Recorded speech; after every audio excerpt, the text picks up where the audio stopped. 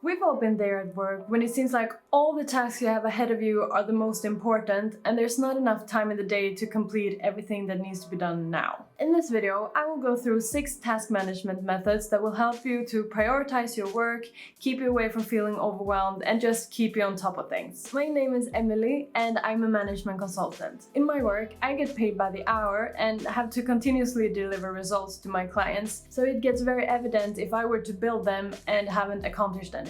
That means that I have to keep my work efficient and most importantly effective, so that I work on the right thing at the right time.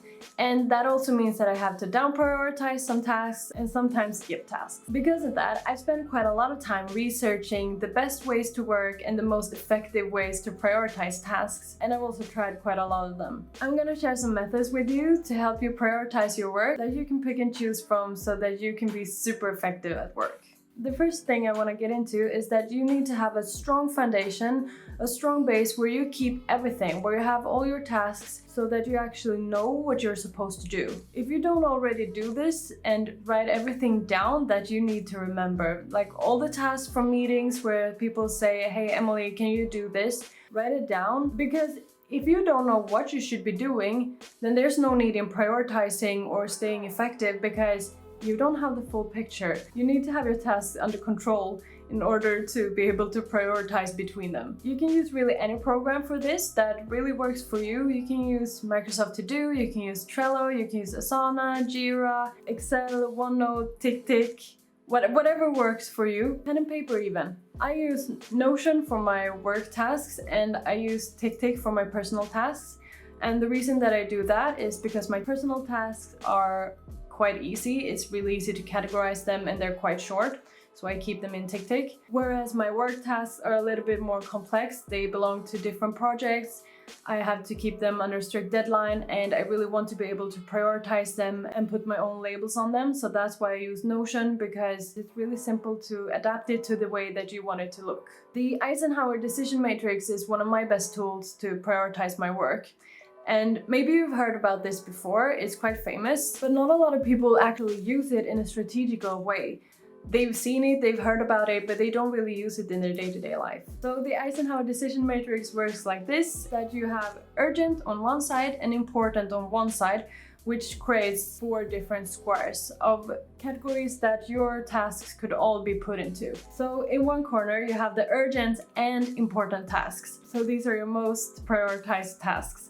Like, for example, an angry client that is really important to you, that you need to respond to really fast. These are the number 1 tasks that you should focus on right now and solve them as quickly as possible. In the next corner, we have the important but not urgent square. And these are the tasks that quite often get down prioritized because they are not urgent. These are things like your personal goals, long-term strategies and projects. So what you really have to do with these tasks is to decide on a time when you should do them and actually prioritize them higher in your bucket of tasks. In one of the lower corners, we have the urgent but not important category, and this is really the tricky one, because this is what you often prioritize up when you should be prioritizing it down. These are things that if you do not have a lot of time, you should try to delegate them, try to not do them. Can you skip them? Can you push them ahead of you? Can you do anything about them that either gives the responsibility to another person or that can push so that the urgency is not really that high?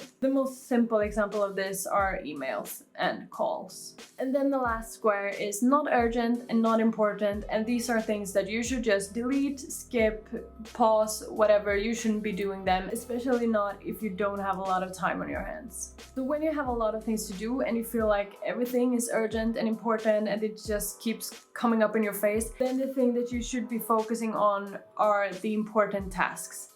Try to get rid of as many urgent tasks as possible and focus on the most important ones. The way that I use the Eisenhower matrix in my day-to-day life is that on the urgent scale, I set deadlines to my tasks that have deadlines. If they don't have any deadlines, I don't put any deadlines on them, because that would only fake urgency And if it doesn't have a real deadline, then there's no need on putting that pressure on yourself. And then on the importance scale, I ranked them from high priority, medium priority, and low priority. And I limit myself to having 3 high priority tasks per day because that is what any reasonable human being can handle. And if I start having too many high priority tasks, I either have to rank down a couple of them or I need to ask someone for help in completing all of it. The must do, should do, could do is a different way to look at it. So that's a framework to put all your tasks in all of these 3 different categories. It's kind of similar to my priority levels with high, medium, and low priority. But it basically works like this, that the must-dos are things that you really have to accomplish and that you have to do. There's no skipping it. The should-dos are things that you don't really have to do it, but it would be really, really good if you did them. You should do it. Maybe someone has expectations of you that you should be able to do them.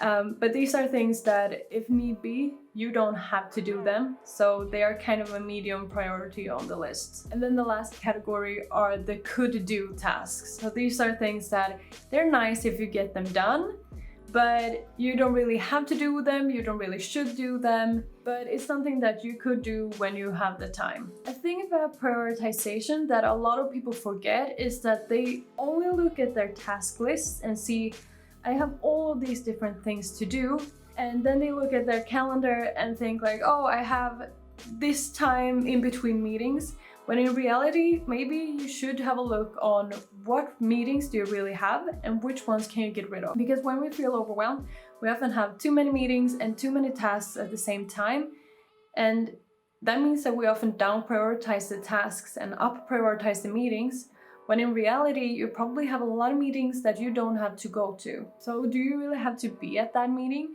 Do you have a colleague at the same meeting, or could you send someone else? Is the agenda well prepared so that you know what you need to do on that meeting? Do they really need your input?